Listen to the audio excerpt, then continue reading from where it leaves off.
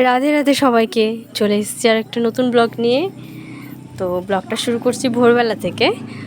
আবৃত্তির ঘুম ভেঙে গেছিলো ভোরবেলা 3:30 থেকে জেগেছিল। তারপর এটা ওটা গল্প করতে করতে ও সাড়ে 5টা নাগাদ উঠে পড়লাম। উঠে দুজন মিলে যে রাধে রাধে করে নিচ্ছি। রাধে রাধে।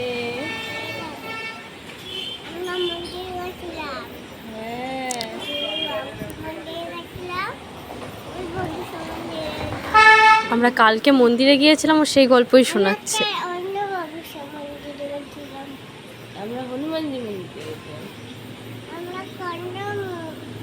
তারপর বেরিয়ে গেলাম একটু হাঁটাহাঁটি করতে। এদিকে বাড়ির সামনের মন্দিরটাতে গিয়ে প্রণাম করে নিচ্ছিল। প্রণাম করে তারপর মন্দিরের গেটটা খোলাতেও উঠে পড়লো। উঠে ওখানে কালকে রাতে পরিক্রমা করছিলাম, সেটাই আবার চেষ্টা করছিল করার। তারপর বসে পড়লাম দুজন মিলে কিছুক্ষণ ওখানে একটু ভিডিও করে তারপর চলে গেলাম হাঁটতে। এদিকে দেখো ও কত খুশি।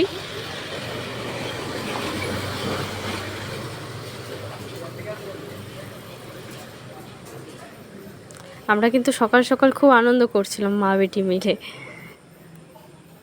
এদিকে প্যান্ডেল দেখছো, এখানে আমাদের এখানে 2 দিনের বোধহয় কীর্তন হবে, তার জন্য প্যান্ডেল হচ্ছে মাঠে।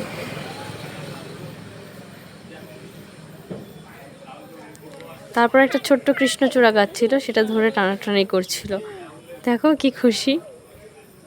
এখন কিন্তু খুব দুষ্টুমি করে। দুপুরবেলা ঘুমানোর চেষ্টা করছিলাম কিন্তু ঘুমাচ্ছিল না। তারপর অনেক কিছু বলে চলে ঘুম পাড়ালাম।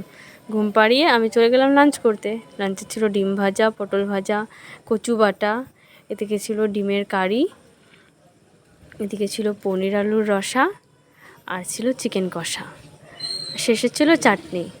খেয়ে দিয়ে এই যে বিকেলে চলে আসলাম ছাদে। একটু এসে করছিলাম আর কি। তারপর এসে ঘুমিয়েছিলাম। ঘুম থেকে উঠে দেখো ও আমার পেটের মধ্যে উঠে বসে পড়েছে। একটা টুপি পরে নিয়েছে আর নিয়েছে ওর কতগুলো পুতুল। আরও পুতুল সব চাচ্ছিল। আমি এত বলছিলাম যে পেট থেকে ব্যথা পাচ্ছি, ও কিছুতেই নামবে না, নিজের মতন আনন্দ করেই যাচ্ছে। তারপর সন্ধ্যাবেলা একটু নাম জপ করে নিয়েছিলাম। নাম জপ করে চলে এসেছিলাম ছাদে সুন্দর হাওয়া হচ্ছিল, তো চা খেতে ছাদেই চলে আসলাম। ছাদে চা মুড়ি খেয়ে নিয়ে পড়ে নিয়েছিলাম হনুমান চালিসা। আমার ব্লগটা এখানেই শেষ করছি। দেখা হচ্ছে নেক্সট ব্লগে। ততক্ষণের জন্য টাটা। ভিডিওটা ভালো লাগলে সাবস্ক্রাইব করে দিও, লাইক কমেন্ট এবং শেয়ার করে দিও। টাটা।